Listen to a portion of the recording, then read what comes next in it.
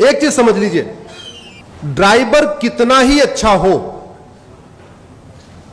अगर गाड़ी घटिया है तो यात्रा सुरक्षित हो सकती है क्या? जोर से बोलिए जरा। ड्राइवर अच्छा हो लेकिन गाड़ी घटिया हो, यात्रा सुरक्षित हो सकती है? मिस्त्री अच्छा हो लेकिन बिल्डिंग मटेरियल खराब हो, घर सुरक्षित हो सकता है? डॉक्टर अच्छा हो लेकिन दवा घटिया हो, शरीर स्वस्थ हो सकता है क्या? ऐसे ही शासक कितना ही अच्छा हो, कितना ही मेहनती हो, कितना ही ईमानदार हो, कितना ही राष्ट्रभक्त हो, लेकिन अगर कानून घटिया है, न्यायिक व्यवस्था जो है कमजोर पड़ गई है, तो याद रखिए न माओवाद कम होगा, न नक्सलवाद कम होगा, न अलगाववाद कम होगा, न धर्मांतरण कम होगा, न जिहाद कम होगा, न मजहबी उन्माद कम होगा, न कट्टरवाद कम होगा, न घूसखोरी कम होगी, न जमाखोरी कम होगी, न मिलावटखोरी कम होगी, न कालाबाजारी कम होगी, न नशा तस्करी कम होगी, न मानव तस्करी कम होगी, कुछ भी कम नहीं होगा। जो समस्या भारत में है वो अगर अमेरिका में नहीं है, तो क्या अमेरिका के राष्ट्रपति हमारे प्रधानमंत्री से ज्यादा काबिल है, ज्यादा मेहनती है, ज्यादा ईमानदार है? नहीं। डिफरेंस क्या है दोनों देशों में? कानून। That's it. केवल और केवल, केवल और केवल। और याद रखिए, अगर आप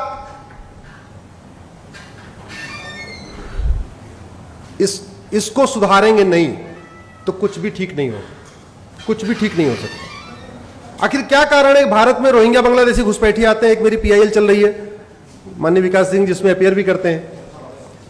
2017 में मैंने पीआईएल फाइल किया था कि भारत में 5 करोड़ रोहिंग्या बांग्लादेशी आ चुके हैं।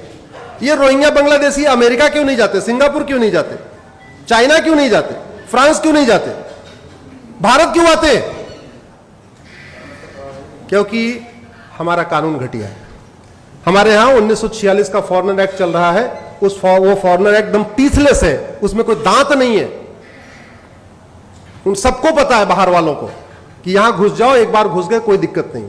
और जो सबसे बड़ी समस्या है, एक कड़वी सच्चाई आप इसको समझिए, घुसपैठिए घूस दे के आते हैं, घूस दे के आधार बनवाते हैं, घूस दे के राशन कार्ड बनवाते हैं, घूस दे के बर्थ सर्टिफिकेट बनवाते हैं, घूस दे के ड्राइविंग लाइसेंस बनवाते हैं, और घूस दे के वोटर आईडी बनवाते हैं। अब सवाल यह है कि भारत में लोग 2-2, 3-3 हजार रुपए दे के 5-5, मतलब 10-12 हजार रुपए में 5-6 डॉक्यूमेंट तैयार करा लेते हैं। ऐसा अमेरिका सिंगापुर में क्यों नहीं करा लेते?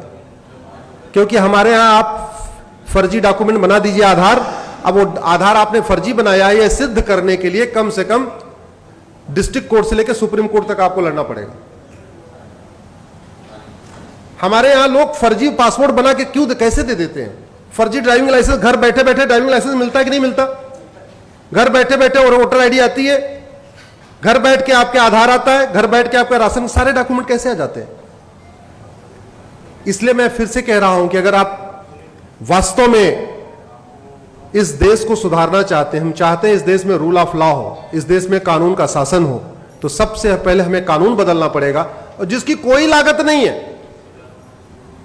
जिसकी कोई लागत नहीं है। कानून बदलने की कोई लागत नहीं है। हम हजारों करोड़ रुपए खर्च करके हाईवे बना लेते हैं, हजारों करोड़ रुपए खर्च करके एयरपोर्ट बना लेते हैं, हजारों करोड़ खर्च करके हम रेलवे लाइन की बिछा लेते हैं, लेकिन हम कानून नहीं बनाते जो फ्री में बन सकता है। 1 लाख करोड़ रुपए खर्च करके आप हाईवे बनाएंगे, ज्यादा से ज्यादा उस पर 1 करोड़ लोगों को बेनिफिट होगा। 1 लाख करोड़ रुपए खर्च करके आप मुंबई दिल्ली का एक्सप्रेसवे बनाएंगे, उस पे 1 करोड़ लोगों को फायदा होगा, उतने लोग चलेंगे। लेकिन आप फ्री में अच्छा कानून बना दीजिए, 140 करोड़ लोगों को फायदा होगा। भारत में जुडिशियल रिफॉर्म खर्च करने पे ज्यादा से ज्यादा 10,000 करोड़ का खर्चा आएगा, मैक्सिमम 10,000 करोड़।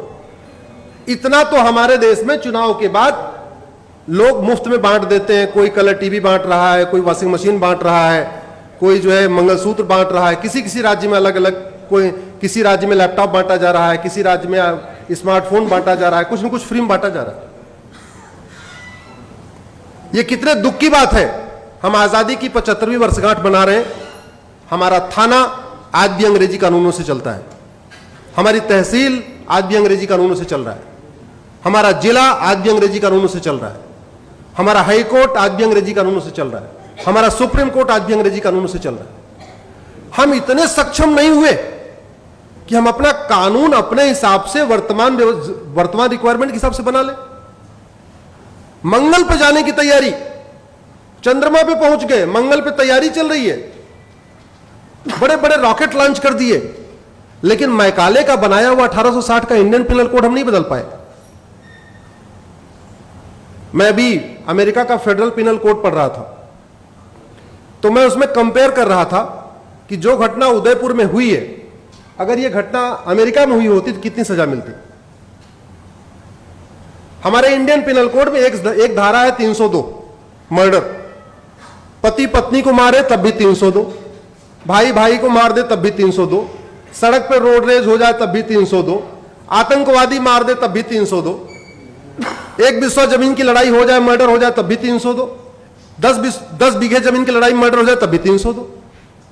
हमारे पूर्वांचल में कहावत है, सब धान 22 पसेरी। जो लोग पूर्वांचल के होंगे जानते होंगे। अमेरिका का मैं फेडरल पिनल कोड पढ़ रहा था, मर्डर की अलग धारा, बुचरिंग की अलग धारा, जेनोसाइड की अलग धारा,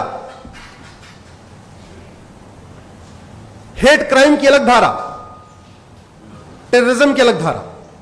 तो जब मैंने कैलकुलेट किया तो पता चला कि कन्हैया को जिसने मारा उदयपुर में, अगर उसने अमेरिका में मर्डर किया होता उसको 550 साल सजा होती। अमेरिका में कितनी होती? 550 साल। भारत में कितनी होगी? आजीवन कारावास, फांसी नहीं होगी। फांसी हुई क्या पिछले 20 साल में? बताइए। याकूब मेनन के अलावा और अफजल गुरु के अलावा किसी को फांसी हुई? जबकि हर हफ्ते एक दो लोगों को मार दिया जाता है। नहीं हुई फांसी। तो इसलिए मेरा यह कहना है कि सबसे पहले जो सरकार कर सकती है देश हित में, बिना किसी बजट के, कम से कम पैसे में, बिना लोगों पे एक्स्ट्रा टैक्स थोपे हुए, वो जुडिशियल रिफॉर्म कर सकती है, जो ये विषय है। और जहां तक बात करप्शन की है, केंद्र और राज्य का टोटल बजट 70 लाख करोड़ रुपए है। कितना है भैया? इस 70 लाख करोड़ का 20% घूसखोरी, कमीशनखोरी, दलाली, कटमनी, तोलाबाजी में चला जाता है। 70 लाख करोड़ का बजट का 20% का मतलब हुआ 14 लाख करोड़। यह 14 लाख करोड़ बचाया जा सकता है। यह 14 लाख करोड़ बचाया जा सकता है अगर उस पर गंभीरता के साथ चर्चा हो। कैसे बच सकता है? सरकार 80 करोड़ लोगों को मुफ्त में राशन दे रही है। इसका मतलब 80 करोड़ लोग पर डे 150 रुपए से कम खर्च करते हैं। सरकारी आंकड़े बताते हैं कि 110 करोड़ लोग पर डे 100 रुपए से कम खर्च करते हैं। तो भारत के 110 करोड़ लोग पर डे 100 रुपए से कम खर्च करते हैं, यानी 80% लगभग। जो 20% लोग 100 रुपए से ज्यादा खर्च करते हैं, उनके पास एटीएम है, पेटीएम है, भीम है, यूपीआई है, डेबिट कार्ड है, क्रेडिट कार्ड है। तो फिर ये 500 और 2000 की नोट किस लिए? जो 20% लोग 100 रुपए ज्यादा खर्च करते हैं, उनके पास सब है। जो खर्च नहीं करते, उनको 2000 नोट की जरूरत नहीं है। अगर हम 100 रुपए से बड़ी नोट बंद कर दें तो 25% भ्रष्टाचार तुरंत खत्म हो जाएगा, तुरंत खत्म हो जाएगा। और भ्रष्टाचार खत्म होने का मतलब 25% भ्रष्टाचार खत्म होने का मतलब 25% घुसपैठ खत्म हो जाएगी, 25% धर्मांतरण खत्म हो जाएगा, 25% अलगाववाद खत्म हो जाएगा, 25% आपका खालिस्तानी अलगाववाद खत्म हो जाएगा। सभी जितनी देश विरोधी गतिविधियां हैं सब 25% कम हो जाएंगी, क्योंकि कोई भी देश विरोधी एंटी नेशनल एक्टिविटी फ्री में नहीं होती, सब बाकायदा पैसे से होती है।